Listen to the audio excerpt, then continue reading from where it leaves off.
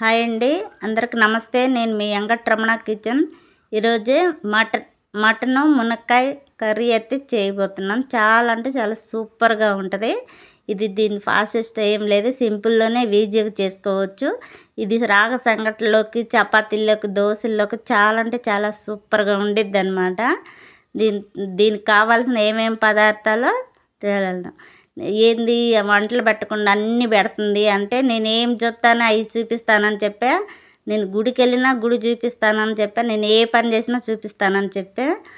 దానికి కావాల్సిన పదార్థాలు అయితే, ముందుగా 3 మునక్కాయలు తీసుకొని ఈ విధంగా సన్నగా కట్ చేసుకొని పెట్టుకున్నాను. 4 పచ్చిమిరకాయలు,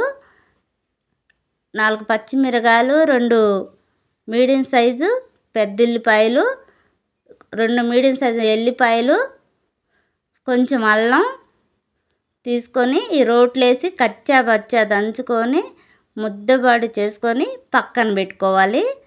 దీంట్లోకైతే అరకిలో మటన్ తీసుకున్నాను. ఈ విధంగా మటన్ తీసుకొని సన్నగా కట్ చేసుకొని శుభ్రంగా కడిగి పక్కన పెట్టేసుకుందాం. ఈ పొయ్యి మీద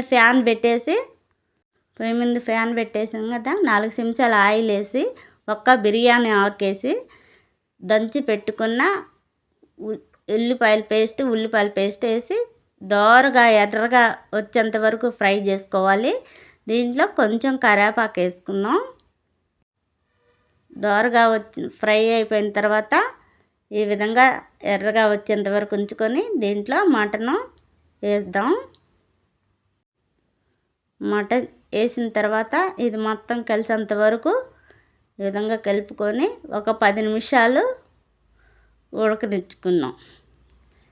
3 చెంచాల కారం, అర చెంచా పసుపు, రుచికి సరిపోయిన ఉప్పు వేసేసి ఈ మొత్తం కలుపుకొని ఈ విధంగా కలిసేంత వరకు కలుపుకున్నాం కదా, కట్ చేసి పెట్టుకున్న మునక్కాయలు వేసుకోవాలి. ఇవి కూడా మొత్తం కలిసేంత వరకు కలుపుకొని ఒక 10 నిమిషాలు ఉడికించుకోవాలి. 10 నిమిషాలు ఉడికించుకున్న తర్వాత కొంచెం ఆయిల్ పైకి తేలేంత వరకు ఉడికించుకొని ఒక హాఫ్ గ్లాస్ వాటర్ అయితే పోసేసి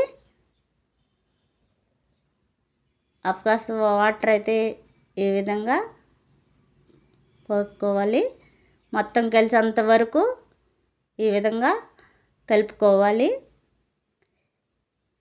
ఇంకొకసారి మొత్తం కలిసేంత వరకు ఈ విధంగా మళ్ళీ ఈ విధంగా కలుపుకొని మూత పెట్టి ఉడికించుకుందాం. ఒక 10 నిమిషాల పాటు ఉడికించుకుందాం. ఫైనల్గా అయితే ఉడికిపోయింది. చూసారుగా ఎంత చక్కగా ఉడికిపోయిందో. దీంట్లో గరం మసాలా ఒక చెంచా వేసి కొత్తిమీర ఈ విధంగా వేసుకొని మొత్తం కలిసేంత వరకు ఈ విధంగా కలుపుకోవాలి. ఇక కూర అయితే దగ్గర పడిపోయింది. ఇక దించుకొని ఒక గిన్నెలో తీసేసుకుందాం. చూసారుగా, చూస్తుంటే ఎప్పుడెప్పుడు తినాలా అనిపిస్తుంది. మటను మునక్కాయ ఈ విధంగా చేసుకుంటే చాలా బాగుంటుంది. నచ్చితే సబ్స్క్రైబ్ చేసి లైక్ చేయండి. బాయ్.